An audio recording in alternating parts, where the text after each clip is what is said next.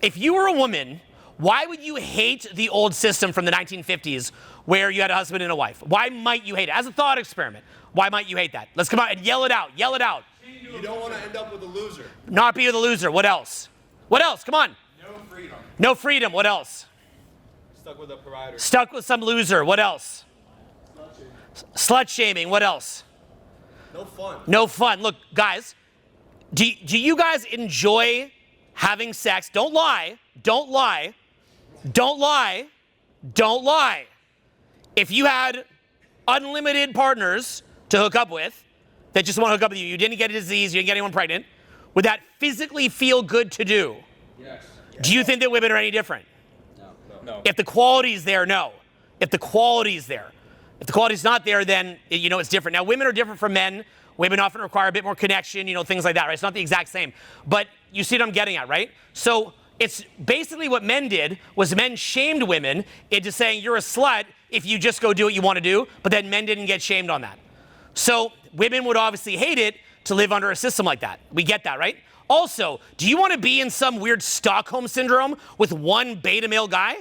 Stuck in some weird, I'm baking a pie for my beta male while he goes to the car factory. I've got a dog here and a white picket fence. What do you think women would rather do than be with one beta male guy with Stockholm syndrome? Being stuck with him in some weird cult of one where he can act however he wants to you and you can't even say anything. What might they rather be doing? And what do you see women doing now? Flying to Dubai. Getting flown to Dubai, yeah. But okay, they would probably rather be with each other. Women tend to enjoy each other's company more than the company of beta male men, right? So as a result, they also would rather be with each other. They want to actually hang out together, They want to be together. Are a lot of women bisexual? Yes. Are a lot of beautiful women bisexual? Okay, so they would rather be with each other, maybe getting drunk and making out with each other, and then some really attractive guy comes, and then they can hook up with him. And it's a completely different set of rules when you're an attractive guy and when you're not. You've got to understand that. The guys that are attractive, they get a completely different set of rules, completely different behavior. Things like threesomes from a guy who's attractive is not weird to talk about. Yeah, bring your friend over. That's not weird when they like you. That's completely, totally normal. They won't even blink at it. Also, cheating is pretty normal when the guy's attractive. Oh yeah, he did this, he did that. They turn a completely blind eye to it. But a beta male man, he cheats, you better believe that guy's gonna get read the riot act, she's gonna cry, freak out, all that kind of stuff, right? But in reality, for a different guy, she wouldn't care at all. Why? Because how the guy's representing himself, right? And look, if you're a woman, wouldn't you be pissed if your beta male man cheated on you? If you made a deal for a lesser man than you could get, and then he cheated, you'd be like, if I was gonna get a cheater, I wanted him. Now, guys can be mad about this, but wouldn't you want this too? Now, why do men not want to be in a harem with a woman, but a woman might want to be in a harem with a man? Now, they'll never call it a harem. I'm saying that as a joke. They don't call it a harem. What do they call it? Hooking up. Or they call it situationship, right? A hookup, a situationship, not serious. That guy who they're not serious with is probably having sex with 10 other people, or 20, or 30, or 50 at a time. Probably 2-3 different partners in each city that they travel to, and probably 10 or 50 in their local city easily, and then randoms every 3 times a week. So they're sharing that guy. So if that's the case, then they're in a harem. They're just not calling it a harem, okay? That's their fun guy. I want to jump in for a minute and tell you a little bit about my personal philosophy and how I'm going to help you to internalize it. My personal philosophy is, if we're going to build, then let's build. If we're going to go out and socialize, then let's go out and socialize. If we're going to make money, let's fucking print, okay? Let's print money.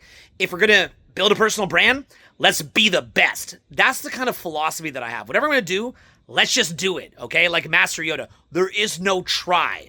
Let's actually do it. So this is the kind of philosophy that I like to spread around the world, because what I see is everybody's just playing half-ass. So if you're somebody who wants to play full out, then what I'd suggest to you is come and meet me in person. And what I want to do is I want to instill this philosophy into you. So what I'll be doing this year is a series of free events. And like I say, if I'm going to do something, let's do it. So if I'm going to do some free events, then let's do it. Let me show you all the cities that I'll be doing coming up. It's pretty wild. Okay, so like I said, if I'm going to do something, let's do it. I'm going to be doing some free events this year. Let's effing go. Okay? Let's fucking go. So that being the case, if that's you, if you want to actually tap in and do it, the 4 main topics that I cover at the free event. First of all, how to build insane social skills. In other words, how to go out and meet absolutely everybody. Just whoever you want to meet, you just know how to meet them. You know how to bring them into your life. And it's not hard. It's hard. It's hard. It's so easy. But you've got to know the right ways to do it. You've seen videos of me doing it, and can you imagine what I could do in real life, not in the video here? Huh? Catch what I'm saying? Can you imagine? And I want to show that to you. I want to show that to you in person. That's kind of the best place to show it to you. Second one's how to just print, okay? You want to just print. You're just ready to be rich. You like money? Well, I want to show you how to make cash. And I will show you a lot about how to make cash. I've done over $100 million in sales in my life, and I want to show you how to do the same thing. So if you like the idea of 8 figures, definitely get to this event. The other one is how to build a personal brand. And for me, I've helped other people to build some of the biggest personal brands in the world. If you do some of the people that I've helped build personal brands for, it would shock you. And I've also built my own. And last of all, I want to teach you what I kind of call a modern day enlightenment, how to bring spirituality into your life, but in the modern age, not just sitting in some ashram, but how finding that absolute center point will change everything in your life, who you attract, what you resonate with, absolutely everything, just being totally unfazed and having endless energy. So this is what I cover at the free events. Make sure that if you want to be there, that you sign up right now, and here's why. I need you to sign up early. Don't wait until the date. Oh, the date's coming later, and then it's just going to be available to me in my free event in my little narcissistic world. The reality is we book these venues many, many months out. We need to know exactly who's coming, and we can estimate it, but often what happens is that people wait to sign up, and you just can't get in. You just can't, because the venue's booked, and I can't pack it like a sardine can, so it sucks for everybody, okay? So you've seen the ways that I like to do the venues here in these seminars. I like there to be enough space for everybody, which means that you've got to sign up early and get it reserved now. The other thing is that as soon as you sign up, I give you access to 4 different master classes on the topic that we covered here, or the topics that I just covered, because that's meant to get you ready for the actual event. And these are master classes that are done live, and I actually get you into a group, and I start to engage with you in a group, and I start to talk to you in person, because I want to get you prepared for the free event. Seminars are personally what changed my life. I remember back in the day, I really struggled in all these major areas, and I wound up attending every seminar I could think of. And then I said, you know what? I've got to teach these, because frankly, a lot of the seminars out there just were not hardcore enough for me. They were not actionable enough for me. Because for me, everything I teach is actionable. It's like, if we're going to do it, then let's just do it. You see what I'm saying? So if you're serious about changing your life, click the link below right now. Get signed up right now. Don't have the regret that the room packs out and that you miss it. Start to engage with me in the groups. Start to engage with me on the live masterclasses. And what'll happen is I'm also going to send you some very, very shocking footage, things that probably would never find around here, but that I can send you privately. So as soon as you signed up, you can expect to get some of those private videos, as well as the group, and as well as getting into the master classes, as well as actually making sure that you get to attend the damn event, because what winds up happening is that you reserve your spot. So just do it now. Even if it's later in the year, just get it booked now. That is off your plate. You don't got to think about it. You start to feel proud of yourself, like, wow, I saw an opportunity and I actually did it, and I feel good about it. You'll feel good as soon as you click this link. I'm excited to meet you in person at the free event. Click this link. It's going to feel great. As soon as you click it, we'll be shaking hands, meeting up with each other, working together. I'll be giving you feedback, getting to know you, and very, very excited to see you at the free event. So most women who I know at this point, like living in LA, they've got some guy who's a pipe man. He comes over on Wednesday. He's very attractive, and then they don't even need a man anymore. They actually actively don't want a man. You start talking to them, I want to be your boyfriend. It weirds them out. It creeps them out. Because think about it this way. If you're a girl, and you no longer need a man for a job. You don't have to, okay? Women now have something like 65% of the jobs. So you no longer need a man for a job. You don't. You don't need that anymore. You don't, 65 or so percentage of new mortgages, women. 65% of new college graduates, women. Now, do I think college graduation and mortgage is the best way to become rich? No, but that is the average path for the average person. Even though in reality, you can learn internet marketing, okay? I teach you something totally different. But to the average person, that's like a pretty good thing. So if that's the case, and girls are literally just getting laid with the most attractive guys. And also, a big trend that I've seen is most women these days, the majority don't want kids. They view kids as like little parasitic leeches. They don't want to be at home having kids. Mostly what they want to do is to wean out the gene pool of beta males. So even if they live and die and they don't reproduce, but they were able to get rid of another beta male gene, they're totally happy to do that, okay? So in other words, like, yeah, I didn't have a kid, I didn't reproduce, but I did make the human genetic composition better by not getting impregnated by one of these guys, aka 98% or something like that of guys. So that's in effect what's going on. Now, here's the thing. When I say attractive, a couple things I want to say. First of all, what you're thinking is attractive is not necessarily what they respond to. So that's a big factor. Now, why is it that typically it will be much better looking guys, sometimes richer guys, but mostly better looking guys that are successful with girls? Why is that? Because they've been told that they can be confident because they're good looking. They've been told that they can be confident because they look like what they think they're supposed to look like. So they self-identify, I'm this guy, so then they'll act more confident. So a lot of getting better socially is just learning to act like a good-looking guy would act, but then an even better version to compensate for your lack of looks. That's pretty much the system, okay? So basically you're just replicating the same obnoxious behavior as a good-looking guy who can kind of just act how he wants, and then from there, you're replicating that, and then you're just doing that. That's pretty much what it is, right? So that's something that guys have to get. So when I see a lot of you guys in here, and I see how you dress, and I see how you carry yourself, and I see your general energy, I know that you're in very, very, very deep trouble.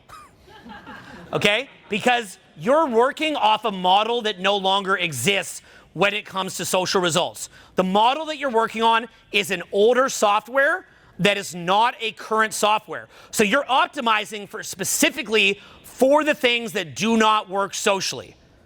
Got it? You're optimizing for the wrong stuff. So I want to show you what the right stuff looks like, and I want to get you thinking a little bit about that, okay? So let's talk about what changes have happened in society from, the mid-2020s versus, say, the 90s or even the 2010s. So there's been some changes, right? What are some major changes that have happened? Yell them out. Social media. Social media. Actually, we're done. Okay, so yeah. So, yeah, social media. But internet's huge, but also let's think about shifts in demographics. Women, now about 65% of college graduates women, 65% of new mortgages women. There's still more male billionaires, but the average person is not a billionaire. So what you're basically seeing is to where women certainly do not need a guy to take care of themselves. It's an option now. They don't need it, it's an option. So be very, very aware of that. And so what I see a lot of guys doing is optimizing off of an old script.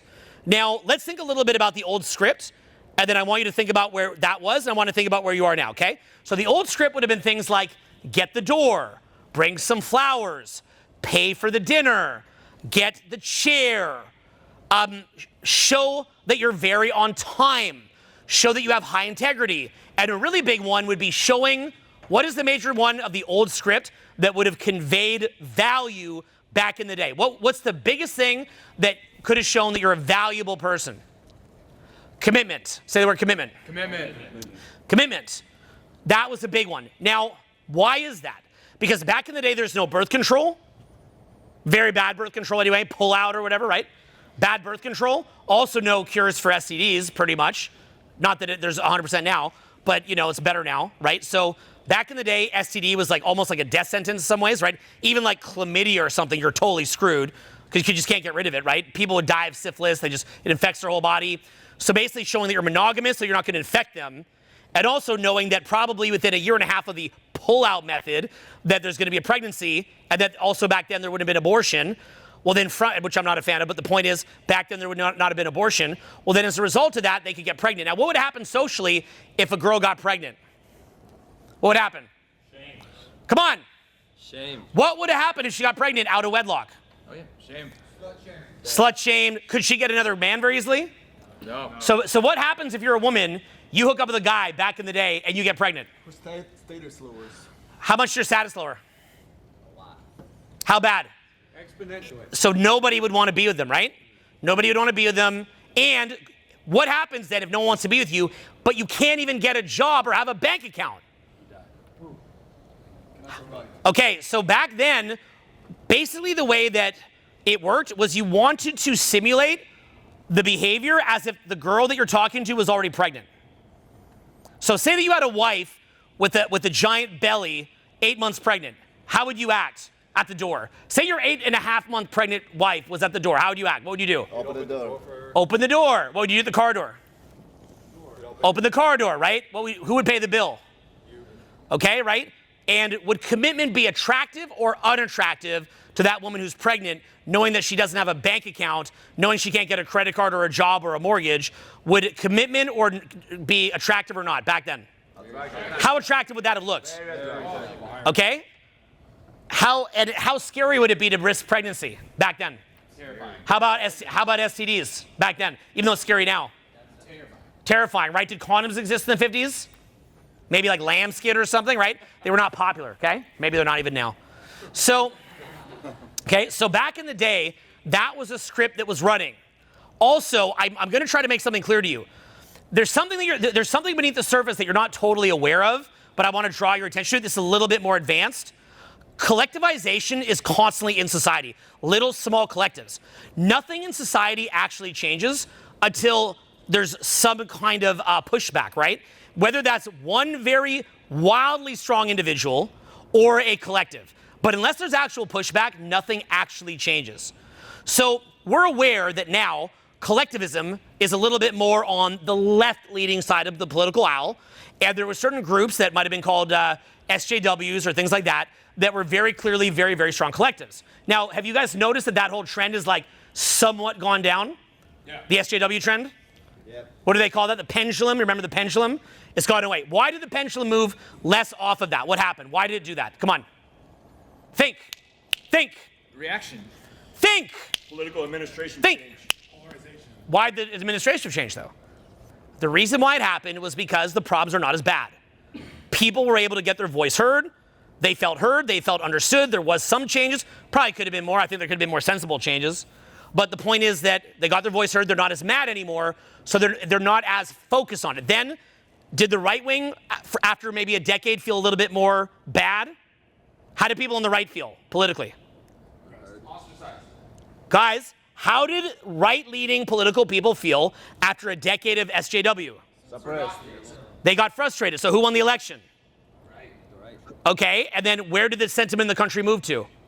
Right. Because there was problems for people on the right, so it moved, so people on the right got a little bit more collectivized and focused. What will happen is if they run things for a while, where will it probably move? Back to the left, right? So these are collectives. These collectives form when people are frustrated, when they're not getting things done, and then people tend to collectivize, and then there's some changes, then they feel like they got what they wanted, then they move on, and then there's some pendulum shift. Won't happen on its own, by the way. People have to make it move. If they don't make it, if Elon would not have bought X, think of what life would look like, right? It would be very different. Just one guy away. What if the little bullet would not whiz by the ear, right? Assassination attempt, right? So there's a lot of things that could have easily happened, but they didn't, so it swung back. It could have actually not swung back. A lot of people got a lot of problems to get it to swing back, to be honest with you. So it doesn't happen on its own. But anyway, so the point is that little collectives exist. What was a collective that would have existed among men back in the 1950s? I'm not suggesting a return to that, by the way. I just want to be aware of social change. What would have been a collective? How would men have collectivized back then? Well, the word was called the patriarchy. Say that word. Patriarchy. So, and that was real. Now, I understand that when you hear people moan and complain about the patriarchy, you roll your eyes. I get that. I totally get it, and I know why. I'm right there with you. But you should still recognize that there was a patriarchy and that you're no longer in a patriarchy. That has to be understood. There was one. There's still some elements of patriarchy that exist now to some extent. They're not completely gone, but it's been eroded a huge amount, right? So now, where are we? Are we in a patriarchy, or is it more gynocentric? Gynocentric. Well, it's up to you, your opinion, but it definitely is not what it was in the 50s. Could you guys agree with that? Okay, so what are some things that the patriarchy would have done to women back in the day that you can recognize have shifted, which is a shift in social dynamics, because you got to be aware of that. I'm not suggesting bring back a patriarchy, but what are some things that would have shifted culturally? How would men collectivize to get women to do what they want under patriarchy? They wouldn't let them work. Wouldn't let them work? What else? Shame, promiscuity. Shame, promiscuity. What else? But while they could do it, what else? Legislative laws. Certain laws in place, right? What else? Could they get a loan at a bank? Could a woman get a loan at a bank? Okay, so what did that mean for women then? What's that? Basically got stuck being housewives, right? Now, what if women would prefer to be in each other's company? Do you think the average woman would rather be in the company of a lot of other really amazing women? Or would most women rather be in the company of their putz husband? It depends on the woman. You can't speak for all women. But in general, I think that the best way to understand what someone really wants is when they can make a choice without pressure. So when a girl is 20 to 25, is her biological clock ticking, and is she at low social value? No. No, I mean, it technically is ticking, but you know my point, right? So that's the only honest space where you can see what preference is, because it's without the pressure of biological clock, and they're at peak social value, right? So you see where that's going. So what choice do most girls make? Are they with are most girls from 18 to 25 having a boyfriend these days? No. How many girls, what percentage of attractive women at 18 to 25 have a boyfriend, would you say? 20. Probably 20%, right? And that's only if they got a great one. So, in most cases. So if that's the case, they're choosing not to be in a situation like that, right? So now, let's go back to what would have been very good socially back in the day, and let's compare to now. Getting the door, grabbing the house door, getting the car door, pulling the chair, showing commitment, being on time, et cetera, et cetera. Those were qualities that showed what back in the 1950s? What did those qualities show? Masculinity. What did those qualities show? It's not masculine at all, actually. You want to know why? That was a faux masculinity that the collective made. They said, if I got the chair for you, that's masculine. In reality, and here's the key point, those things are very easy to do. You know what's hard to do?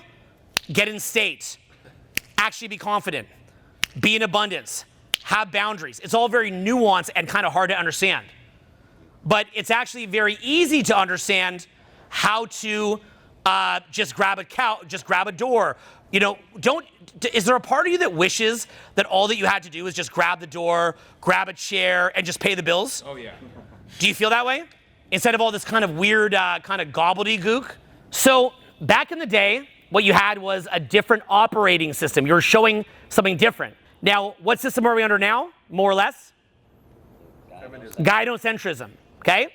So in a system like that, where 65% of women have a job, or the better jobs, or college graduation, and jobs. College graduations, jobs, house, 65%. If that's the case, then who even has more value in society at this point for the most part?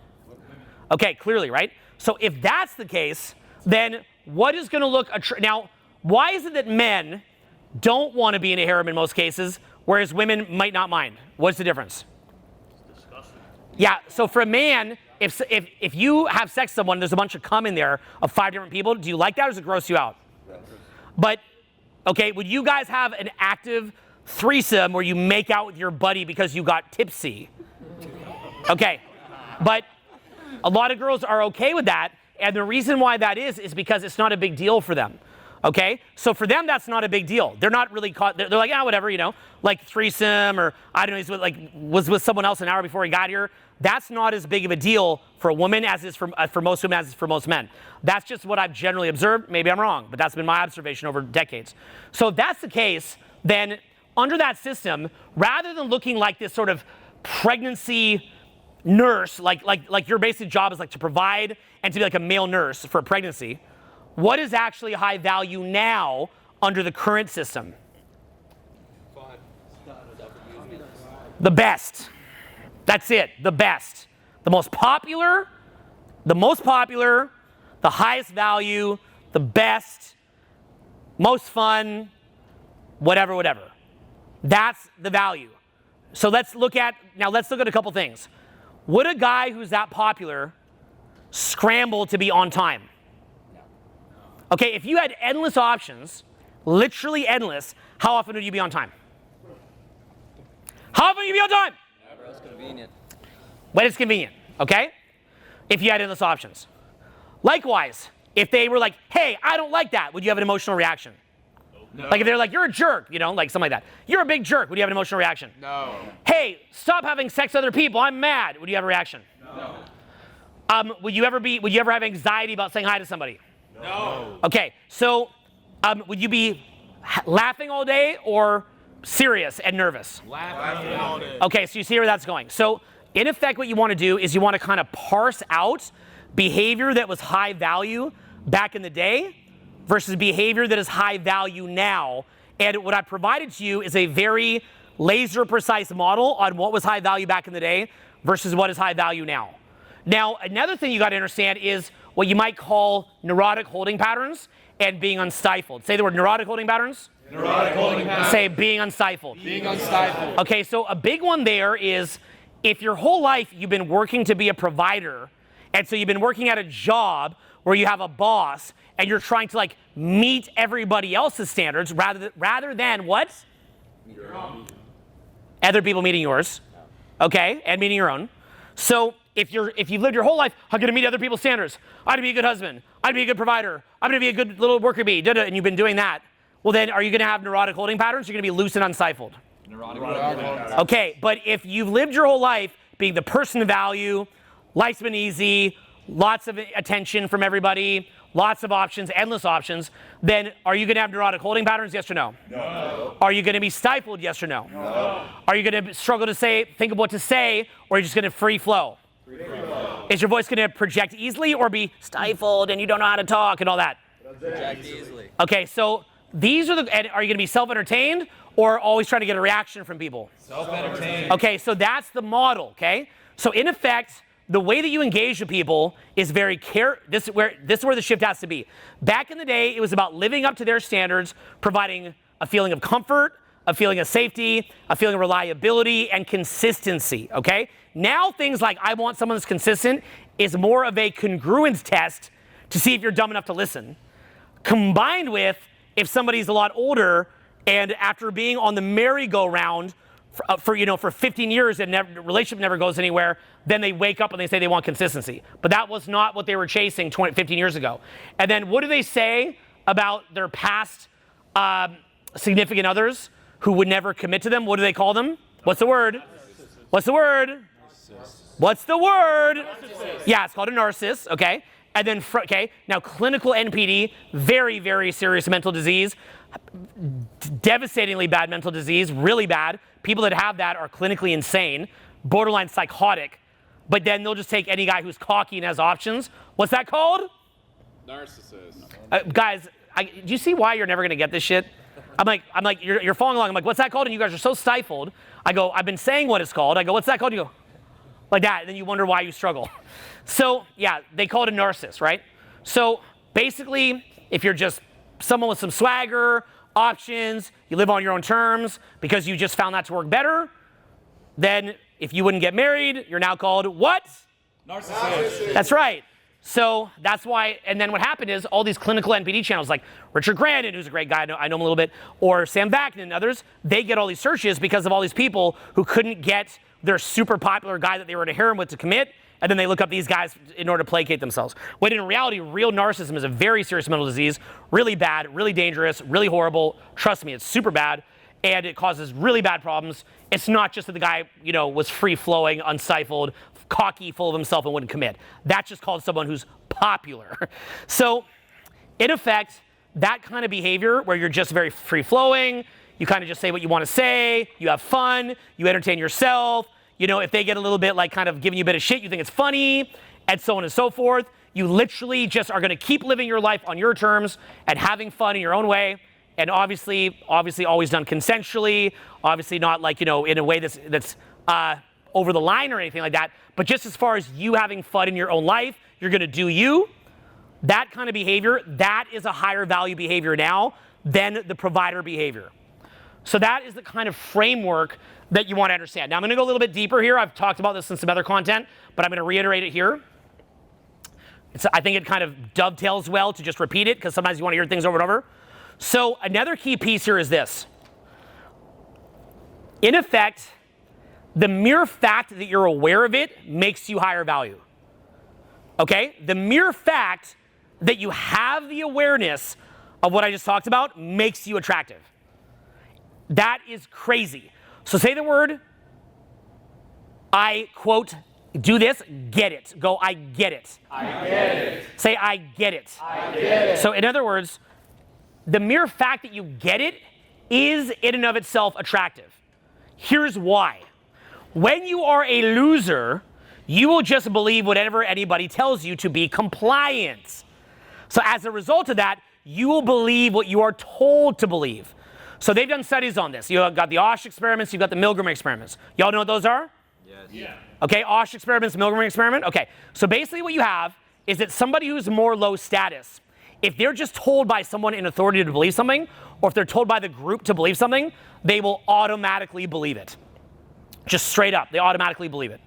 So one test is the Milgram experiment, where they pull people off the street, and then a guy in a lab coat says to turn up the electricity of this person stuck in a chair, and the lab coat guy just keeps telling him to do it, to the point where it looks like the person's gonna die, And then what winds up happening is that they'll do it all up until the point of death, almost everybody, because people are followers. They're not able to see reality correctly. Likewise, the Osh experiments, you'll get 10 guys in a room, and they're actors. And they'll have a red card, but they'll tell everyone to say it's yellow. So they'll be like, here, do the Osh experiment with me, okay? Say that this is, like that is yellow, but you're going to say it's red, and then you're the guy I'm asking the question. What color is that? Red. What color is that? Yellow. No, just say red. Red. What color is that? Red. What color is that? Red. What color is that? Red. What color is that? Red. And what happens is then you as the person who's not an actor, what would you say then if you're in the experiment? Red. Yeah, you think it's red because other people told you that it was, okay? So what happens is that people's brains, their RAS, which is reticular activation system, which is what alters focus, will literally alter their focus to the point where they see things that are false. They'll live in a false reality because they're told to, and they don't feel safe. Someone who is, repeat this after me, high status, or say the word has connection to God. They don't live in fear because they know that even if they die, if the body dies, the spirit lives on, or they feel high status enough that whether they're spiritual or not, they feel safe. So that being the case, people like that, in effect, they are more likely to be able to see reality. Because of that, that implies, if you can see reality and you're not seeing a false reality, what does that imply about you? High status. Say it louder. High status. Say it, guys. What's it imply? High status. Or what? Connection to God. Spiritual relationship to God. Okay. So the fact that you, quote, get it, that you're not living in the 1970s and that you're in the 2025s or whatever, you know, right in the future, we'll laugh at that year. Very much we'll laugh. What does that show about you if you were able to see what is actually being responded to as opposed to what you're told? So in other words, someone who's high level, do they look at what they're told, yes or no? Yes. No. Mostly no. What do they look at? Experience. Say it louder. Experience. Louder. Experience. Yeah, say the word actual reality. Actual reality. They just look at actual reality. That's what they do. They just look at actual reality. So when you get it, that gets a better response, and that even when they go, no, you're a jerk, ooh, oh my God, I hate you, ew, like that kind of stuff, and you don't pay it any mind, what does that show about you? Say it louder. Say it louder. You get it. So the mere fact that you get it conveys value, even if you're not traditionally good looking. If I go out tonight, I got a pot belly and I'm bald and I got a gray beard. But if I get it, look, who here saw the video that I put out this week of me just having fun socializing? That's gone, by the way. What? Why do you think? I'll put them up for a minute and then they're gone. You all know that. Wake up. So, collectivization. There has to be a collective that wants certain things to exist. If there's no collective that doesn't want it to exist, it won't exist. So that being the case, but did you guys see me having any challenges socializing when I went out? No. How much fun was it for me? Very fun. How great did I do? Amazing. Okay, so if that's the case, that's because why? You get it. Louder, why? Okay, so how did I act in those videos? Cocky. Free flowing. Cocky, free-flowing, unstifled, having fun, knowing my own value, even screening them, pushing them away. That's the value. Maybe not answering the phone for a week is the value. Is getting back to someone early and fast ever helped you? No. How about when you just go ghost? Yeah.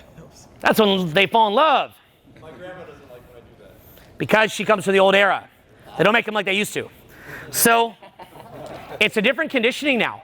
Let me say another thing too, okay?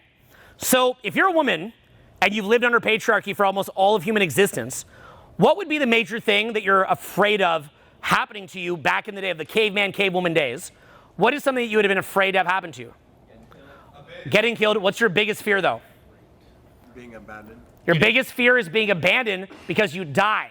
So as a result, their warping of reality based on whatever's the strongest frame is very strong. Okay? Very strong. Because what would happen if a group of other men came in and kills your husband and kills all the men in the village? Fall in love with them. If you say, no, fuck you, you killed my husband, what happens to you? Right? So anyone who had that gene, what happened? You died. Wiped out. So which gene proliferates?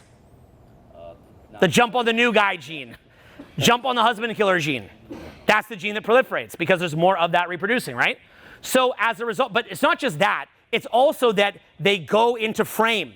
Frame is whoever has the strongest sense of reality, people gravitate to that person. If I'm in this room and I'm speaking with the most confidence, and if I have the strongest sense of reality and the crowd's watching me, I'm dictating the frame. So as a result, my frame is dictating in this environment. The question is my frame strong enough to dictate it out there where not everyone came to see me? And that's a really strong frame. So what you have is a situation where what is the frame right now for women of what they're being told is cool? Are you seeing a lot of like, okay guys, do you guys realize that what was a normal wife, okay, that's called normal wife 30 years ago is now a niche. It's a niche. A normal wife is a niche on Instagram. What's the niche called? It's called a trad wife. And all these beta male guys are hoping to get a trad wife. But a trad wife, her value is based on what? Supply and demand. So if there's less trad wives, then the supply is down. But guess what? The demand is higher than ever for a trad wife. Demand for a trad wife higher than ever. Supply of trad wife lower than ever. So as a result, if you are a 7 in value or attractiveness, and you want a trad wife that's a 7, is that likely to happen? No. Not likely. So back in the day it would. Now it's a lot less. It's much less unlikely. You're probably going down 2-3 points easy. That's just a start. So a guy who's a 7 might get a 4 in the as a trad wife, because if that 4 is being willing to be a trad wife, guy's going to snap her up. You think a girl who's a 4, but willing to be a trad wife can't get a guy who's a 7? Of course. So in reality, if you're operating off the script that you're looking to meet a trad wife, that is not a very likely script to work in this day and age, except if you go a lot older. Now, if you go a lot older, and the person that you're going to be marrying has this long history of what? If you go a lot older, and the person who you're going to marry has a history of dating what? Narcissist, right? And then what do you get to be when you're the nice one and they're in their late 30s? What do you get called? You get called, they have a word for it. It's called a real man. Say it. A real man. A real man. And what were the narcissists also called? It starts with an L. What do they call the narcissists? Losers. A loser. Those guys were losers. But now they have the real man.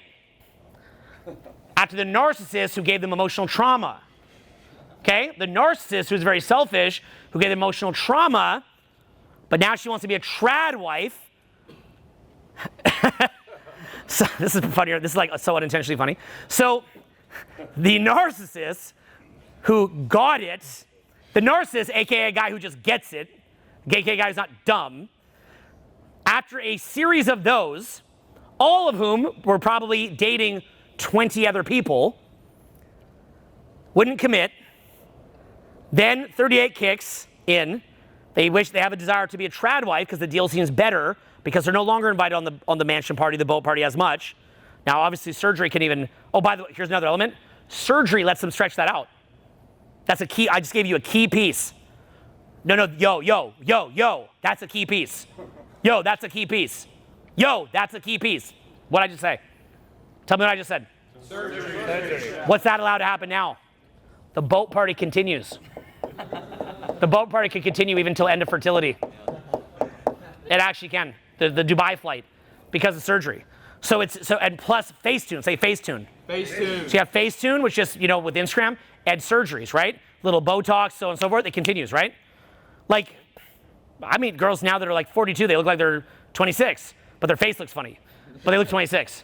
So, or their face is frozen, but they're 26. So basically what you have is, you have, and guys are on TRT that know too though. So basically what you have is this. Yes, crazy world, huh? Everyone's optimizing. Everyone's individualistic optimizing. Okay, another thing too, by the way, back in the day, the social conditioning was more say the word collectively beneficial. Collectively beneficial. Say it louder. So in other words, the narrative was kind of a middle ground. We had a middle ground narrative where it was kind of a narrative that everyone could benefit from, right? It's like, you get married, you kind of do it like this. It's kind of like no one optimizes in that narrative, but everyone at least does okay. in that narrative. What happened with social media to media consumption? Is it all mainstream now, or is it little narrow silos? So the woman's advice that they're getting, is that based to, is there anything in there? Like if you were to look up what's called the pink pill and look up women's advice, is it, how would you feel, what would you discover? What would you find? The most toxic, scary, selfish videos you've ever seen to the point you'd want to cry. Go down the rabbit hole. It will blow your mind. Literally go down the rabbit hole. Go down the rabbit hole. Watch what starts coming up in your feed. You will not believe what they're watching. And then there's a new button on Instagram that shows what the girls that you're following and guys following are liking. You can't pick everything they like, but if you flip long enough, you can see the gist of what they like. And you will see people that you're dating and friends with liking some of the most toxic, negative stuff that's purely based on their individual benefit at the expense of men and everybody else. But men are also watching the same stuff. Yeah. So, in effect, what's happening is that men are learning to optimize, women are learning to optimize, and there's not really a narrative anymore of collective benefit. That's not really a thing as far as it being collectively beneficial. So, understand where we are, and understand that if you're trying to get a trad wife, that in effect, you're going into a niche where there's less supply, more demand than ever, and in effect, just to even get a basic family these days, pretty much what you're left with is either going way older, like way older, or what you're looking at would be, which is fine. I like older women, by the way, but I'm just making the point that it should be because there was a decision there, not because that's your only choice. If you're going to get married to an older woman, do it because you love that older woman, but don't do it because you literally had no other option, and that's what you kind of where you are, right? I've dated a girl as old as 51 this past year, probably the hottest one. She was smoking. She was great, but the point that I'm making is that was a choice. Okay, I also date girls in their early 20s. It's a choice. So it should be a choice, not like you can only date a 51-year-old. Okay, now that 51-year-old, between the surgeries and whatnot, holy shit. Holy shit. I mean, damn, right? But at the same time, I'm also dating girls in their early 20s too. So it's a choice. So basically what you have is a situation where you're operating off the wrong script. Now, when I see most of you guys, here's what it looks like. It looks like what you're trying to do is to optimize to be a provider. That's what most of you in here look like. Your demeanor, like your facial expression, looks like a provider. Your clothing looks like a provider. Your attitude and how you carry yourself looks like a provider, which in effect means that you are optimizing for a reality that no longer exists. Trying to get a trad wife. Except even the trad wife doesn't want that guy, in most cases. So you're going off of the wrong script. You're optimizing for exactly the wrong things. Now, if we go on Instagram, are we going to find a lot of women loving up on trad wife content? Hell no. There's some of them like it. What are you mostly going to see on Instagram in a girl's feed? John Summit. Yeah. What are you going to see? Come on. Cat videos. Partying. You're going to see party. See, here's what you guys don't know, because I'm in the scene in LA. 90% of beautiful women, no, it's not 90, it's about 90% of beautiful women, if you know who the promoters are, as soon as you follow them, are following the same 10 or 15 promoters. Those 10 or 15 promoters are inviting them to the most epic, amazing stuff you've ever seen. Basically because a lot of guys are following the old school Dan Bilzerian model, where they're super rich, and then they're willing to get some promoters, they wind up getting a couple hundred girls over, and then as a result of that, the girls get a crazy party, they get sushi, they get massage, they get gifts. Guys, they go to parties and get gifts. Wow. They literally go to parties and get gifts. Okay, because guys, I live in a Hollywood Hills mansion. Not even sure how much longer. I'm thinking of moving to Wyoming, but I love Jacksonville. But the point is, I live in a Hollywood Hills mansion. I'll say to the promoters, hey, let's get a big party. They're like, there's competitive parties. Even with the Hollywood Hills mansion, they're like, you've got to compete. They'll do things like get a puppy, like a little puppy pen, and they'll put on the promoter thing, puppies, to get the girls to come up. That's the level of pandering that they bring puppies up. Or another big guy they bring up is Nyjah. Do you guys know Nyjah? You should know who Nyjah is. Nyjah is a skateboarder. And they'll pay him 50 grand, and then he'll come, and then he'll DJ, then Nyjah will get all the girls to come up. But you're literally competing to bring up, like, a couple hundred girls, And then they all go there, and who do they mostly hang out with when they go? The girls. Other women. They go to Coachella in these groups. What does the flight to Coachella cost? Or sorry, a trip. A proper one with all the girls. Artist passes for all of them. What's it cost? $2,000.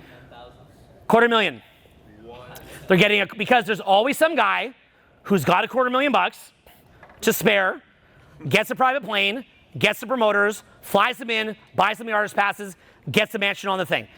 All the girls who you think that you'd want to like wife up as a trad wife are probably on that flight to Coachella, but you're not aware of that. You are so far away from connecting with these people, you have no idea. You are so far away. You are light years away. You don't know their world. You don't know where they come from. And the mere fact that you don't know their world makes you look dumb and naive and out of the loop. Dumb, naive, and out of the loop. And like you don't get it. So you've got to know their world. Now, realistically, the best way to do it is not to spend the $250,000. What's the better way to get to Coachella? Come on. Guys, when I see blank look like this, I almost feel like giving up. Be promoted. Okay, should I give up on you guys? No. Okay, so I've told you this in many other videos. What is the next best way to get the free flight to Coachella if you don't want to pay for it? Be promoted. Be the connector. That's it. Be the connector. You don't need all that. Just be the connector. Look, the rich guy pays for the flight, and it's the promoter that has all the fun. Rich guy doesn't even get that much. Even that rich guy doesn't. They go for the promoter. So, be the promoter. Just avoid the drugs. Okay? So now, all this stuff being the case, the reality that you're in is you want to be optimizing to show that you what? Get it. Okay? And also, you want to be optimizing to be unstifled. Say unstifled. Unstifled. Self-amused. Self-amused. Voice projecting. Voice projecting. Always happy. Always in state. Always stay. Totally independent. High boundaries. Live on your own terms. Okay? So that's in effect, that's what you want to be optimizing for. And then basically what you do is don't worry whether or not you're good looking, because I've proven that one. Okay? I did this in a wheelchair, guys. I had a wildly successful social life in a wheelchair. My dating life was off the charts in the wheelchair. So even in a wheelchair, this works. But what you got to understand is just act even more good looking than a good looking guy. Always consensually, not grabbing anybody, but always act more good looking than a good looking guy.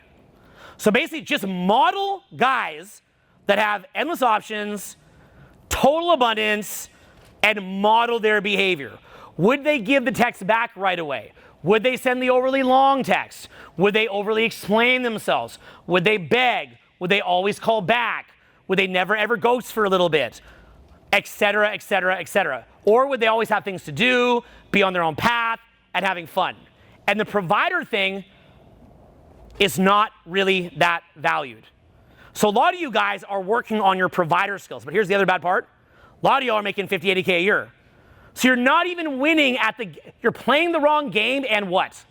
Losing. Yeah, you're playing the wrong game and not even winning at it, which makes you look extra loser. It's a bad situation, okay? It's a bad, vile situation. You're not even winning at that game. Now, everything changes supply and demand, right? I believe that eventually men will realize and catch up to this. Men will realize and catch up. And what you're going to see is all guys that are unstifled and unreliable. Narcissists, right? But then eventually, because there's so few good guys, a nice guy will become high value again. It'll all come full circle. I think it actually could. Right? How trad wives are more valuable now. Right? Trad husband could become more valuable. Could become a niche, maybe mainstream. But as of right now, when women are deciding what is the frame, when women are saying, what's the frame, what are they seeing in other girls' stories? What are they seeing in other girls' reels? Party. The value is how good a party I'm at. That is why the highest value thing is I'm behind the DJ booth. Say we're behind the DJ booth. Right? Like I got behind the DJ booth. What does that really imply? Like what, you're going to fuck a DJ? You're going to give a blowjob to a DJ? You're going to do drugs to a DJ? How's that actually high value? Actually, under patriarchy, would that have been high value? No. What would that have looked like under patriarchy? Slut behavior. Yeah, slut, right? But what does that look like under gyocentrism? It's the most fun. She's the most fun. She's the hottest. She got picked by the guy that gets all the women. So is this making sense? Yeah. I came in here, I feel like people have been kind of meandering around these points for years in all these videos, so I'm just trying to just dial in. Now, here's what you'll also see. Back in the day, if you had a significant other and you had a breakup, you know, you were both in love and the unwind was painful. Have any of you guys noticed that when you have a breakup now, they just straight up deactivate and look at you like a stranger and move on? Yeah. That didn't used to happen. That wasn't normal. Have any of you guys had it where they just deactivate? Like they deactivate. They look at you like a stranger. They RAS flip you so that all their memories of you, like all these beautiful memories get erased, and they only remember the couple bad things, which then they pervert and make something that didn't even happen. So that level of deactivation is that in a very collective-oriented society or individualistic-oriented society? Individualistic. Yeah, so in other words, they don't care that you're hurting because their programming is more individualistic, and their programming says this person has no more utility, the meal is eaten. They look at you how you look at an eaten plate. That plate that got eaten, how do you look at it? What do you want to do with the plate that got eaten? Discard it. Discard it, right? Get rid of it. What if the plate says, but our meal was great? What about all the good times? Can we at least reflect on that? I'm full, I gotta go. On to the next meal. So that's another, so a big thing that you'll see in today's society is, and guys even do it to guys. I've had guys that I've worked with for 20 years. They see there's an advantage to not work together. They're out of there, they RAS flip. They'll make up a lie about why it happened. They completely lie. And then they just ghost, and that's it. You can work together 20 years. Men do it to men. We live in a very individualistic society where people just consume each other as a meal. It is I love America. I'm proud of America. I love it so much. But there is a dark underbelly to America as well. And that is one of the dark underbellies. Another one is all the pharmaceuticals and all the fast food and the drugs. But another one is and just like the people just like living there watching TV, just being like blob consumers. That's another dark side of America. The freedom just yields that. Almost like a world like the movie WALL-E, if you've seen WALL-E, the cartoon movie. The Pixar, is it or something? Is that Pixar? Yeah. Okay, so that's like the dark underbelly of America, even though America's culture is the best in the world. But also the dark underbelly is the individualistic culture, and people just eat each other like a meal. Like me and my friends in Canada, we didn't act like that. That was not a thing in Canada where I grew up. Like you were homies for life, you had best friends, you're not trying to get something from each other. But in individualist society, that is really where it's currently at. So there's a lot of social changes that have happened, right? So you've even got to realize in a society that's more individualistic, even how to network with guys. You've got to understand patterns of how to network with guys. Because if that guy is high status, his brain achieved that high status by constantly looking at how to gain leverage and opportunities. So if you're not helping him to gain leverage and opportunity, you're also out. Same kind of thing. So there's a language of networking, which is adding value. So that being the case, what does a lifestyle look like that I'm talking about? Well, one thing that I think that you'll notice with women, this is a big thing, and in a gynocentric society, this is huge. Women, I would honestly say that there's pros and cons to gynocentric society and to patriarchy. There's actually pros and cons. I know a lot of you guys are like, no, patriarchy, right? But in fact, there are pros to gynocentrism too. You have to admit it, okay? If you can't admit it, you're not being honest with yourself. You're just saying it because you're a guy and you're biased. You're a guy and you're biased. Now, what were some benefits of the old system? The big ones. There was benefits, but there's benefits to both. Pros and cons. What were the benefits of the old system? Stability. Stability. Strong families. Strong families. And protected men. Protected who? Men. Protected men, but also women. What else? Women have to do like 3 jobs now. Take care of kids. Yep. Work full time. Yeah, so look at back in the day. Back in the day, a guy could have an 8-hour-a-day job, and he'd have a pension. He had a wife. Now, if we went to war, that man had a stake in the country. How many of you under this system would go die in a war right now? Fuck no. Would anyone here go die for your country in this room? Nope. Only one man. And how old is he? How old are you? 61. 61. So he's under the old system. He actually comes from armed forces, my friend. So if that's the case, you see the programming he's from versus the programming where we are. I'm actually in between. So I still want to go die, but I also get it, and I know that sacrifice would be pointless. Okay? So as a result, what would happen right now if China just walked right in here? Like, take it. They take it. Now, China, does it have an individualistic society or a collectivist? Yes. Would they die for their country? Yes. So what does that mean right now? National security risk. It's a national security risk. Yeah. Plus all the obesity and all that. Guys, young men can't even be in the army. They're too fucked up from the food. Too fucked up from Big Pharma. So as a result, you have an actual national security risk under the current situation. It's bad. It's a very serious national security risk, okay? This culture is a national security risk. We're sitting ducks. Okay, now we have the best tech, but that's it. So from there, you had men having a stake in society wanting to defend it because they're part of it, right? I'm not letting you do that to my wife and kids. Fuck you. Fuck you, Adolf Hitler. You're not doing that to my wife and kids. You had that. You also had less just like random pregnancies. Also, look, I'm saying this to a 46-year-old, biologically, we're better to have kids younger. Younger people in their early 20s are more fertile and have more vigor than the older couple. Older couples can have kids too, don't get me wrong, you can totally do it. But there's that.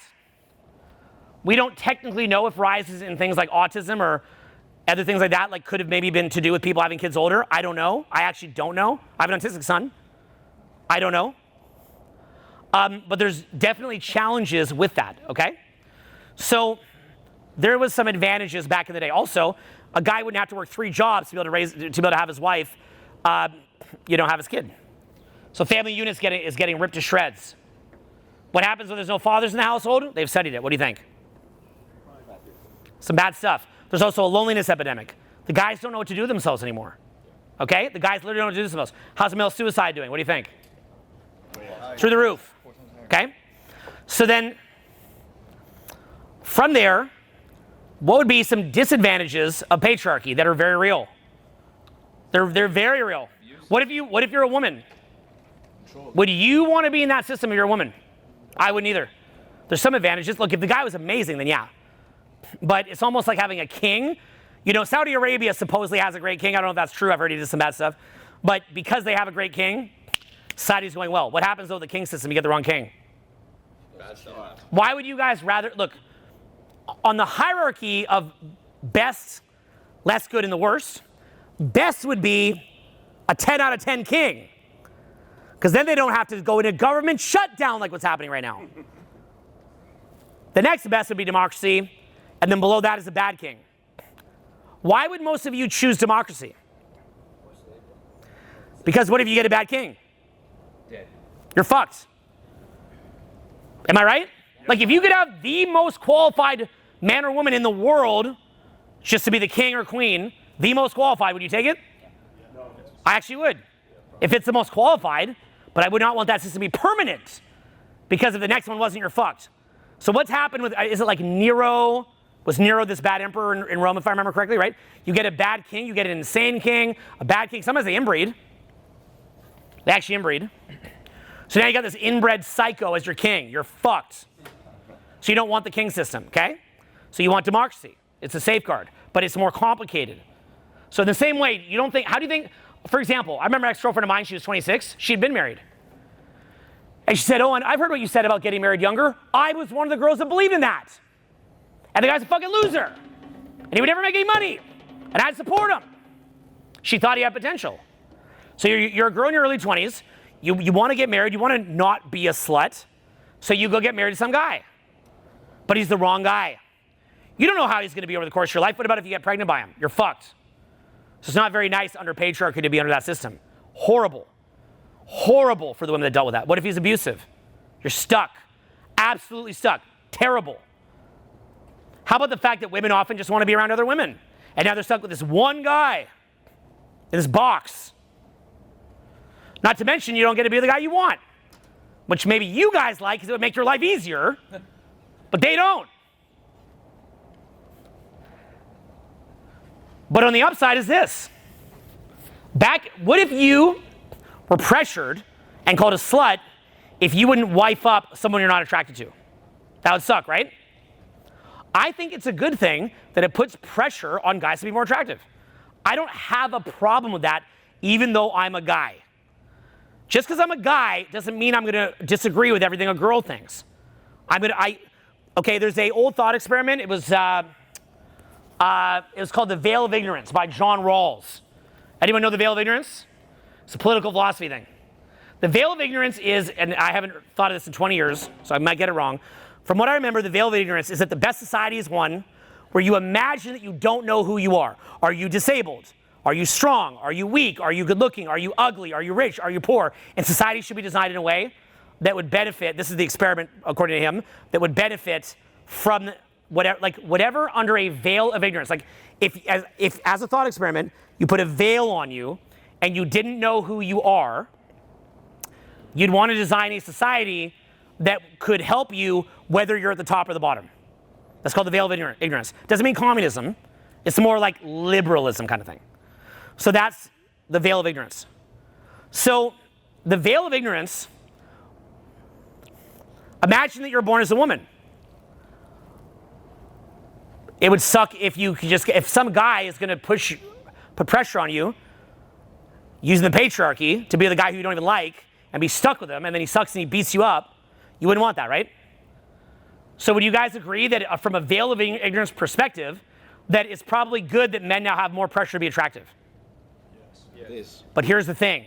What are they told makes them attractive? They're told being the provider and the good one and consistent makes them attractive. Why are they told that? Specifically. They're still told that. They're not told be inconsistent, even though they chase the guys that are inconsistent. Why are they telling you this? Okay. They're telling you this because a woman has to test a man. It's called a congruence test. Sometimes it's called a shit test. A woman has to test a man. So if they're going to test his strength, look, every other mammal, the female tests the male, often physically. But how do women test men as humans? Emotionally. Shit test, which is basically what you call a frame battle. So they put a frame on you. You got to be consistent. And then you go, oh, really? It looks serious. And you listen, and what happens when you listen? Hey, I remember when I was 22, I had a girlfriend. We had passionate sex, super into each other. And she says to me, she lived in a different city, because I met her in a different city. She says, Owen, I want you to call me every day. I loved her to death, so I started calling her every day. Then I went out to go visit her. She dumped me. And I said, why would you do this? She goes, you can't stop calling me. I said, I go, look, I'll accept the breakup, fine. But I'm not accepting that literally you told me to do it and I did it. You told me to call you every day. She says, I would never say that. Why? Shit test. Okay? So part of the shit test is like, maybe you're about to make out, you just met. It's like, well, you got to buy me flowers. Right? They're seeing if they can put you in that other box. They're curious where you are. Okay? Maybe you're living life on your terms and not exclusive. Like, hey, you have to be exclusive. Oh, failed the shit test. A lot of time that's a failed shit test. How many of you guys have been inexclusive? They demand it, you do it, and then they dump you. Put your hand up right now if you were previously not exclusive, you were told to be exclusive, you did it, and then they broke up with you. Put your hand up if that happened to you. Put your hand way up. Look at that. Isn't that crazy? They're told that you want exclusivity, so you do it, they break up. Because it was a test. A lot of tests. So if that's the case, and knowing that we live in an individualistic society, and knowing the way that people currently are now, knowing all of that, what is the best way to live? And I don't like it necessarily, but I'm just saying what's the best way if we're going to accept reality. Party, On your own terms. live life on your own terms, have fun, ball out. I always say this, repeat this after me. Be a baller. Be a baller. Doing baller things. Doing baller things. Say it full out. Be a baller. Be a baller. Doing baller things. Doing baller things. Be a baller. Be a baller. Who does baller things. Who does baller things. Louder. Be a baller. Be a baller. Who does baller things. Who does baller things. Right? In other words, you're just a baller doing baller things. Right? You're having fun. You're living your life. Now, have you guys noticed a trend on Instagram where every really good guru says you've got to be happy on your own. You've got to live your own life. You got to be independent. You can't be waiting for someone else to make you happy. But that's bullshit. That's only real under gyocentrism. Under patriarchy, would that be true? No. Have you guys noticed this entire apparatus on Instagram that literally says you have to be totally independent? You have to not care what people think. If they break up with you, who cares? Walk. What are the old instructions if your partner dumped you? What would you have done in the old way under patriarchy? Try to get them back. Why under patriarchy, if you got dumped, would you try to get them back? Come on. Because that's the love of your life. It's the love of your life. So they leave. What do you got to prove? You gotta prove your worth. You gotta prove that. Louder. Come on. Loyalty. If your girlfriend dumped you under patriarchy, what was the best way to get her back? Flowers outside of her. Flowers, candy, you get the door. Music box, sing opera, right? Under gyocentrism, what's the best way to get her back? Date more girls. Look her dead in the eye. Accept the breakup. A lot of guys say that. Bang the best friend, they'll say. You know, it's like under gyocentrism, it is coldly looking, going, baby, I love you. Are you sure about this? I don't think it's a good idea, babe. Yes, I'm sure. I understand. It was amazing. Okay. Just look dead in the eye and just say the word, okay. Do that. Look at me in the eye. Okay. Okay. That's the best way to get them back. What happens if you show total indifference? What do? 80% of cases.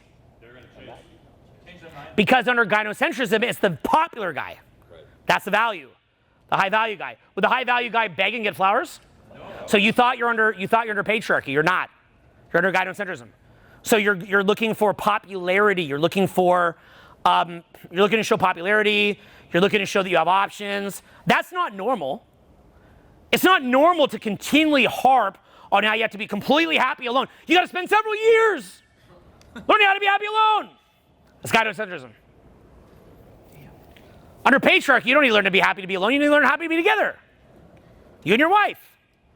Why would I be happy alone? It's my wife. I'm not happy alone. That's my wife. If she dumped me, that means I didn't show what? Enough commitment. Or that I cared. I got to show her that I care. But remember, guys, a shit test. Remember the Osh experiment. Remember the Milgram experiment. What do the low status people do under those experiments? They believe with their toes. What do they do? Believe with their toes. They believe what they're told. So if you believe a narrative that you're still under patriarchy and got to show that you care and you believe that, it is clearly, obviously wrong. How do we know it's wrong? How do we know? Experience. Open our eyes. Experience. Open your eyes. It's right in front of you. So if it's clearly, obviously wrong, and you believe it to be true, then what does that show about your status? Your chump status. A chump. You're a chump, okay? So basically, am I responding to this from a patriarchy perspective in a world that no longer exists? Or am I responding, which is based on commitment, consistency, love and affection and codependence because we love each other? By the way, patriarchy, the word codependence, good or bad? Good. Good. Patriarchy, good. Under patriarchy, is codependence good or bad? It's good. Of course it's good. My wife, I love my wife. I can't live without my wife. Under gynocentrism, matriarchy, is codependence good or bad? Bad. Why? Clingy. Like, how's that even a thing, clingy? Clingy, what's clingy mean? Loving? Controlling. Have any of you guys ever felt clingy and you're like, I feel like this should be good? Yeah. Yes. I thought that. Yeah. I love this girl. Now, when you got clingy, what do? Run away. They get the ick. Repeat this word, the ick. Ick. View you as a stranger. Strangers. And they RAS slip you. You've had it happen, right? Isn't it weird? You've had it happen, right? Yeah. Isn't it weird? Yeah. When they look at you like a stranger? Could I just want to grab the drinks, brother? Just the drinks. Yeah, there's probably drinks in it. They look at you like a stranger. It's mind-blowing. It's mind-blowing. Yeah. But guys do it in business too. Guys that you went to war with and went to the end of the world for. Really? Oh, I have guy friends who have I've gone to the end of the earth for. Thank you, bro. And they literally do the same thing as the girls do. Because we also live in an individualistic society. So it's not just unique to women.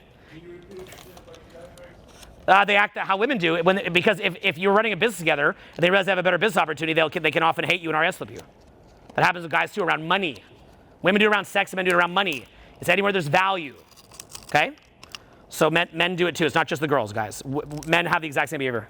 That's why my little brother's Mormon and he gets away with it. Yeah, got it. He's clingy? Oh yeah, 22-year-old Mormon. I was Mormon growing up, and so I see everything he does wrong, but it works with his 22-year-old wife. Because she's under the Mormon conditioning. He's committed. He loves you. He will never leave you. He got the door. He got the car door. He got the restaurant chair. He's a gentleman. He got you a flower. Love him. That's patriarchy. A system designed so that men never had to learn how to get in state. Men never had to learn to be unstifled. Men never had to learn how to get rid of neurotic holding patterns. And men never learned how to create their own identity. Nowadays, you gotta know how to get in state. You gotta know how to be free-flowing. Getting in state when you don't know how, if you don't know how, is actually very hard. For me, it's easy. But for most people, it's very, very, very hard. Okay? For me, it's very easy.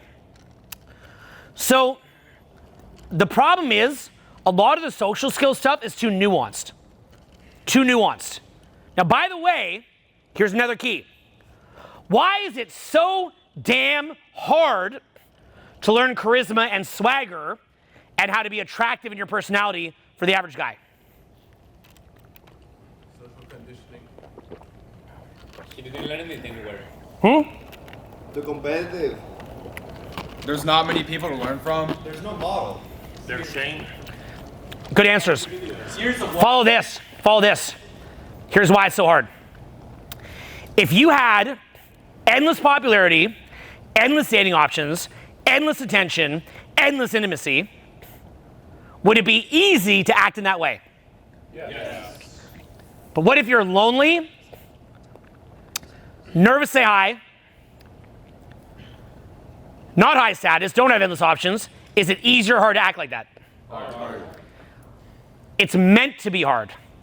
Our biology was designed to make it almost impossible to act like that, so that it's called, and say this after me, an honest signal. An honest signal. Say it louder. An honest signal. And what is an honest signal? A signal that is hard to fake. But it can be faked. And the way that you fake it is you don't fake it. You make it real. So it's not fake. You make it real. How? Study. Study. Study. Study. And study. Okay?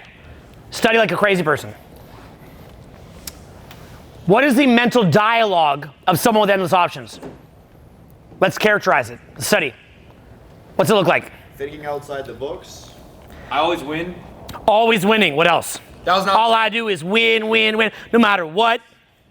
It's like, yeah. Yeah. Whoa. Yeah. I have a video where I did that. Remember the video I did that? Yeah. I had a blue shirt on. Yeah. Winning. What else is the inner dialogue of someone who's winning and winning? 1,000 out of 10. 1,000 out of 10. She can't even get in. They can't even get in. Basically, just think like a rapper. That's it. So, can you model that kind of inner dialogue? Yes. Maybe after every interaction, you say 1,000 out of 10. You can model the inner dialogue. Easy. Easy peasy. You can model it. How about some outer behavior? Loud. Voice projects. What else? You're witty, you're funny, you know what. Witty, funny. What else? Big one. Say the word free associative. Say it, say it, say it. Free associative. Massive. Massive. Do you guys see that video that I put out that's gone now? Where I just start free associating? Just looking in the eye and beginning to free associate means that you're gynocentric optimized. Why? Because it's not logical. Should it be where the most attractive quality is illogic? Under patriarchy, what is more attractive? Logic or illogic? Logic. How about gynocentrism? Illogic. Yeah. Why? Don't answer. Y'all know why. You're like, I ain't saying it. Okay, emotion, right? Is because under gynocentrism, emotion. Okay? But also, logic by a certain way of looking at it implies, say the word compensation. Compensation. That's a really big point right there. Huge, huge, huge point. What does logic communicate? I'm trying to meet whose standards? Yours. Yeah. That was good under what system? Patriarchy. How about under gynocentrism? No, it's I am the popular one. So who's meeting whose standards? You're meeting my standards. You have to meet my standards. In other words, you guys see how the male lion has like 7 females getting food? That's gynocentrism. The best guy, and then they all like love up on him to get the best seed. AKA how most mammals live in almost all of the world. Yeah, and I'll say I was at the San Diego Safari Park recently, and the guide pointed out, we were all saying, oh yeah, that must be the alpha male, and the guide pointed out, no, actually, there's a one female that's in charge of all the other females, keeping them in line for the male. In other words, he's what's called a cum dispenser. Say it. Come dispenser. That's what it is. Cum dispenser. It's a job. Cum dispenser. That's his only job. Hard job. Hard job, guys. But again, guys, why is it so hard to learn this for the average guy? Why? Because if you had endless options, you could easily do it. It's very hard to do when you don't have endless options. Very, very, very hard. Incredibly hard. When you feel like shit, are you boisterous? Are you loud? Are you fun? Do you have boundaries? Do you get other people to qualify themselves to you? Are you in your own frame? No. No! So it's hard. That's why it's hard. So what do? Like we said, study the inner dialogue. Study the inner dialogue of a cum dispenser extensively. How would they think? How would they act? How would they dress? How would they be? Then look at the behavior, and then look at how they talk. In reality, most guys like that never even say anything that makes sense at all. True. Has saying things that make sense ever helped you? No, never. Not in dating. Do a whole date make no sense. Do a whole date make no sense and just laugh, tease, and tease that they're not living up to what you want. What will happen?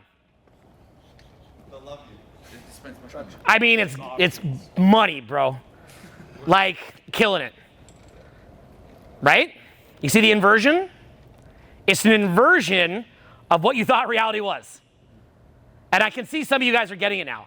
Like, I'm giving clarity to decades of personal experiences. And you already knew everything I'm saying. You already knew. There's nothing that you didn't know. But it's helping with the sorting. It's giving you sorting mechanisms, this talk. Like, I think most of you knew the things I'm saying in this talk. But I'm giving you very simple frameworks to just how to parse it out. Gynocentrism or patriarchy? Is it a guy? Yeah, am I trying to be a guy where the girl believes that she's going to get pregnant by me, and the girl believes, and the girl can't vote, and the girl can't get a job, and the girl's going to be a slut if she fucks a lot of guys? And am I showing myself like that, under that system, to make her feel safe? Or am I showing myself as the popular guy and how a guy who had too many options would behave? That's it. That's literally it.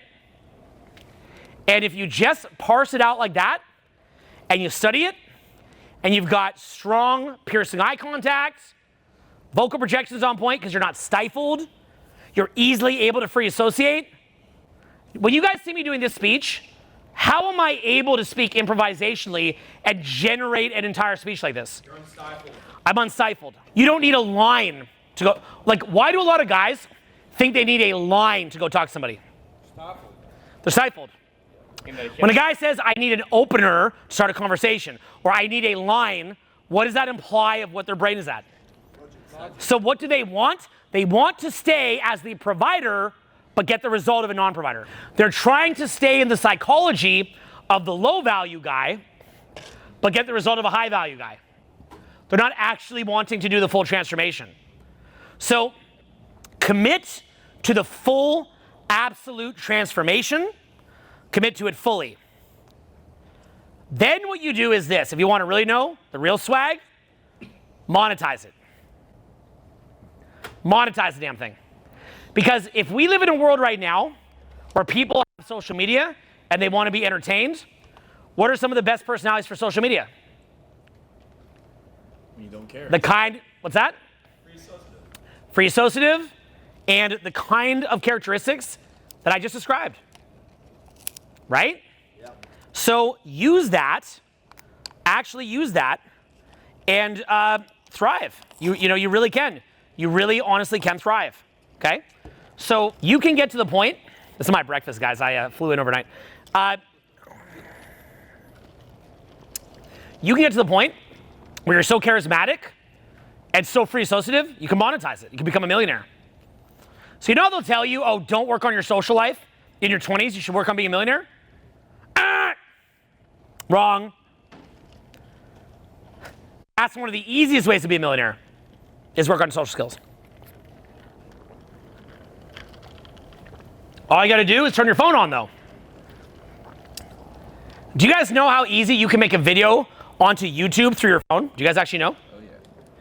The YouTube app has an upload button.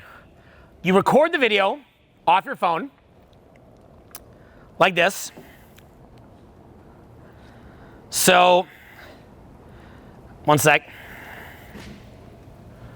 What's up? How you guys doing back here? Yeah! Nice. So, if you ever want to post a video on your phone, you just post it, click the button, it's posted. How fast is this? Fast. Too fast. What's up? So, it's too fast. All you do is be unstifled, pop it up on YouTube. Now, you guys remember Sid earlier today was talking about business, right? Do you guys see how this dovetails? Yeah. Yes. You see the dovetail? Yep. I don't think that just having a better social life alone would be worth learning all these skills. I don't think so. I personally think that it's worth it when you can monetize it. That's when it becomes worth it. Okay, if you're gonna go out a couple hours, 3-4 days a week, work on social skills, get paid for it. That's what I say. You should get paid a lot for that. Monetize it, get paid off it, make money off it, get ROI off of it. If you're building social skills, get an ROI off of it. Okay? So keep that in mind. You should always be getting paid for whatever it is that you're doing. Okay? Always. So if you're gonna go become unstifled, basically you're becoming like a Hollywood movie star. It's giving you that star power. It's giving you that swagger. It also means you can do public speaking. It means you could run seminars. You can do a lot with that. Business owners need people like that to be their ambassador for their brand. A lot of people need it. So don't lose money to build social skills. Make money off of it. It is such a, they'll always say this, like all these entrepreneurs channels, literally what are they telling you to do? Look at that for a minute, okay? You see these entrepreneurs channels, they're saying, just put your head down until you're 35 and then get a wife. What is that telling you to do? Or neglect, sacrifice your social skills to get a career. Yep. It's to be a mega provider. Exactly what you don't want to be. Oh, when you're rich, you'll be attractive. When you're rich, you'll be a target to get divorced. Horrible idea. Horrible idea. Whoever you're going to be with for the wife, or like, I don't want to say wife because in matriarchy, under patriarchy, can you have a wife? Yeah. Patriarchy, marriage good or bad? Good. What did it show? Valid. Commitment. Under matriarchy, marriage good or bad? Bad. Admit it, guys. Tell the truth. Bad. Under a system where they can RAS flip you, look at you like a stranger, barely even know that you exist anymore. Bad. Right? Because I saw you, because I saw a look in your face. You still hope to get married. You're still hoping to meet the one. And so I go, marriage good or bad? You're like, ugh. But then I go, but remember that under this system, they look at you like a stranger. Right. Like you don't, and then they RAS flip. Okay? A guy who I used to work with paid alimony to a woman who he was not even didn't even have a child with. Was just with her for a few years. Paid alimony to her for a decade. He agreed to pay her 30 grand a year if they ever divorced till the day he dies. They were just together for a couple years. It's called a girlfriend. Imagine you had to pay 30 grand a year to your ex 20, 30 years later. In a system where that degree of commitment doesn't work, what was his failed map for him? What was the map he didn't understand? What did he think he was in when he offered that to her as part of their agreement? Patriarchy. He made a specific clause in his marriage that he'd pay her 30 grand a year till the day she dies, if she married him. Because he believed he was under what? Patriarchy. But what's he under? Matriarchy. So as a result, did that raise his value or lower his value? Lowers. In a system where the most popular guy is what they want, what does a deal like that imply about you that you had to make that deal? Compensation. So another thing is logic and commitment under patriarchy is high value. Under matriarchy, it is, repeat this after me, self-qualification, Self-qualification. overcompensation, Overcompensation. low value. Low value. Any attempt to self-qualify at all is low value. Say that. Any attempt to self-qualify at all is low value. Okay? Any attempt to self-qualify whatsoever is low value. Crazy, huh? Why is self-qualifying bad? Why do we have to continually audit? Am I self-qualifying? I don't view self-qualifying personally as inherently bad at all. Oh, you're self-qualifying. You shouldn't self-qualify. Why not? I personally appreciate it when people self-qualify to me. I don't need someone to not self-qualify to be my friend. I personally appreciate commitment. I personally appreciate consistency. I like self-qualification. I go, I like this guy. He's self-qualifying. He cares. He wants to be my friend. Oh, he's a bit needy or codependent? I like codependent friends. I don't mind it. I don't even mind codependent girls. I prefer a codependent girl. I like a self-qualifying girl. I like a needy girl. It's called being in love. I have no problem with it. Women these days literally study the inverse of what men study, and they're like, you know, you just got to get to a point that you don't even care anymore, and you'll get the man. But in reality, for you as a man, is that the highest thing that you want in a woman? Is like she doesn't care? No. So why are the women being taught you've just got to get to a point that you're so happy in your own life and then you'll become radiant? Because who are they trying to get? Top guy. The top guy. So because of that, that's why they have to look like that, because they're trying to flip the script on that top guy and get him to bust the ring out. They're trying to get the guy that has all the options to pop the ring. That's why the content online reflects that. They're not looking for their equal. Their equal, they wouldn't have to worry about it. Their equal, they could be codependent with, needy with. They're looking for somebody above. So as a result, they know that if they totally detach and they're radiant, they don't care, that may present as a challenge to that guy who has a big harem. So that's why they emphasize that in the content. That's what you're seeing. I'm giving you a Rosetta Stone of how to interpret the content that you're seeing online and what it is that you're looking at. Okay. So, next up, optimization. Stop optimizing as a provider. Not going to work. Instead, optimize for swagger. Optimize for being loose. Optimize for free associating. Optimize to be very independent. I hate to say it. I don't like saying this, but you've got to optimize to have no fucks given. Optimize that anytime someone would dump you, you would deactivate. Anytime someone would dump you, you would see them as a stranger. Not because you're actually unsensitive, but because your life is so full without them. In other words, patriarchy emphasizes deep connection, deep commitment, hardcore consistency. Gyocentrism, matriarchy, emphasizes self-love. Have you guys known self-love is a huge thing right now? Why is that a thing? Too individualistic. That's not mental health. Self-love is not mental health. Because we live better than It's- kings, but we feel worse than peasants. Sure, but guys, you should love your partner. Self-love? That's called a narcissist, which is what? The most popular guy. So, self-love, like, why not? I should work on loving my partner more. But that's the old system. Now it's self-love. You'll attract someone with self-love. Love yourself and you'll get somebody else. Because basically what you'll do is you'll initiate a chase mechanism. Old school patriarchy, deep committed love. New system, very detached, and you fail a shit test, you're out. Wow, that was deep.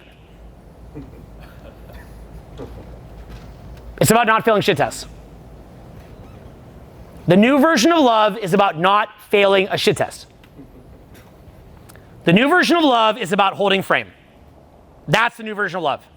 Back in the day, love was, look, now you go deeply in love. Who here has been deeply in love and got super punished for it? Put your hand up. Right? What's the main lesson that you got after that? Don't fall in love. They don't like, because what is it? Because under patriarchy, what does love imply?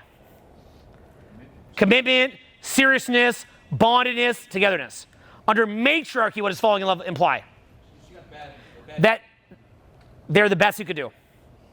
They perceive it as they perceive it as a very, say this word, melodramatic overreaction to the best person that you could get.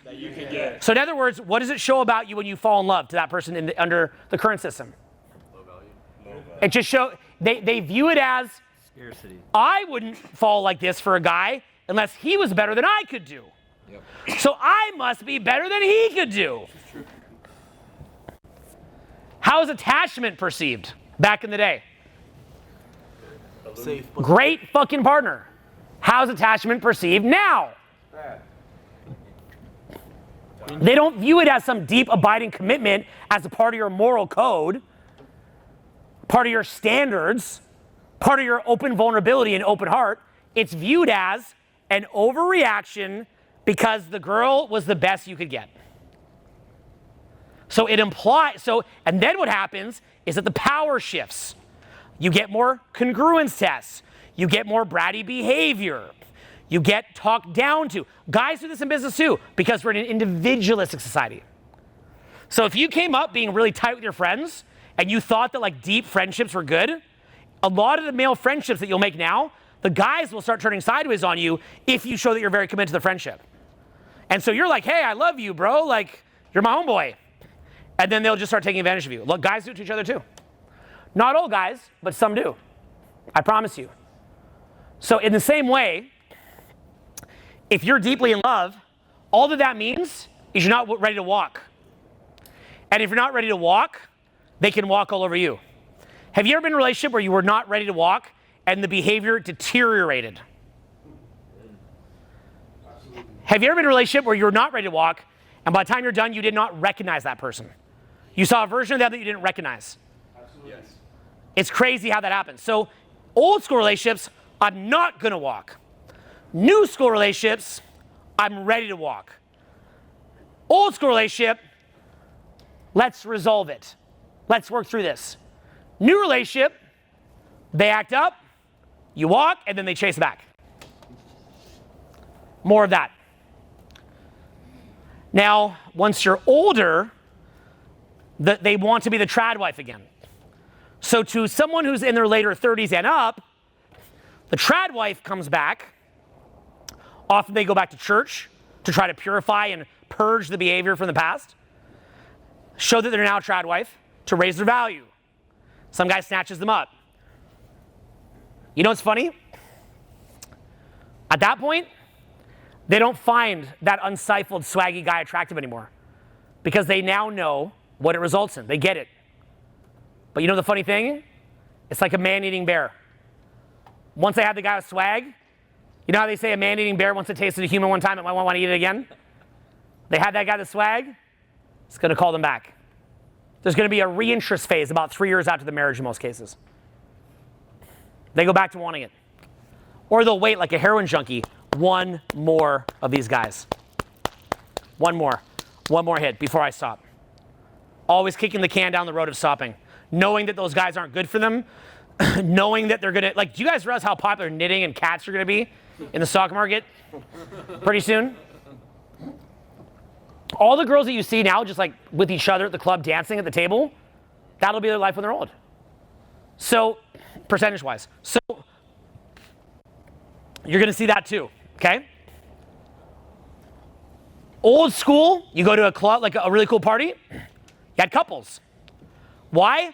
Most people were married by the early 20s. New school, what's a good club look like ratio-wise? What's a good club look like ratio-wise in the new school? Mostly girls. Right? Mostly women with just the top guys.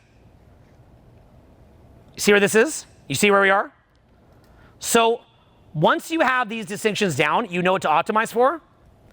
Dress to stand out, act to stand out, and truly do you. Here's kind of the last point I'd make on it. Remember I said there's some good things about this stuff? I think women in general actually respect unique guys who have the balls to be themselves. And I kind of like that. I don't think that 1950s thing where everybody just wears a suit was that cool. You? No. Do any of you guys actually enjoy some of the aspects of gyocentrism? Yeah. I don't mind it. First of all, if you're the winner in it, you very much enjoy it. Very much. Do you think Leo DiCaprio's mad that we can't bring back the patriarchy? No. So, there's some advantages, right? And in addition, it gets you to be unique. Uniqueness is appreciated. So, you know, uniqueness gets you to stand out. I think that here's kind of the system, okay? So what happens to us is that we have that Milgram experiment, Osh experiment thing. And that Milgram experiment, Osh experiment thing, if we're in a low status mode, we can't see reality for what it is because we're looking to conform. Why is it that the Milgram experiment, who here could explain the mechanism behind the Osh experiment or Milgram experiment? What's the mechanism? Social contagion. Social contagion, what else? Groupthink. Groupthink, why do we have that groupthink? Survival. To be safe. Right, if everyone else said the card is yellow, I'll just say it's yellow too, I'll be safe. In other words, a low status guy, his brain is always modifying to go with the tribe, to go with the group. And he has no frame. His frame is, I want to be in somebody else's frame. I found that what women really appreciate is a man under gyocentrism, a man with his own frame. They really like that. It's a big, big, big thing. They don't want to be the basic guy. That's like the biggest thing they don't want a guy is basic. So they encourage you to not be in that low status mode and to what? Get it. What do they want? Get it. Yeah. And what does it mean when you get it? It means that you're not the Osh experiment victim. It means that you have your own frame. It means that you live on your own terms.